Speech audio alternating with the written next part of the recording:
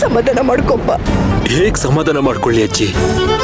ತುಳಿದವ್ರ ಕಾಲ್ನೆ ಮತ್ತೆ ಮತ್ತೆ ತುಳಿಬಾರ್ದು ಅಂತ ಹೇಳ್ತಾರೆ.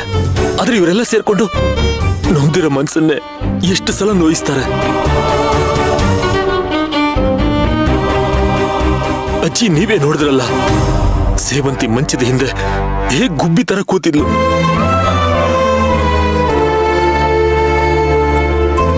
ಅವಳ ಆ ತರ ನೋಡಿ ನನಗೆ ಅರ್ಧ ಜೀವನೇ ಹೋದಂಗಾಗೋಯ್ತು. ಅವನತ್ಗೆ ಅಂತ ಬೇಡ, ಮಾನವೀಯತೆ ದೃಷ್ಟಿಯಿಂದನಾದ್ರೂ ಬಂದು ಸಮಾಧಾನ ಮಾಡ್ಬೋದಾಗಿತ್ತಲ್ವಾ?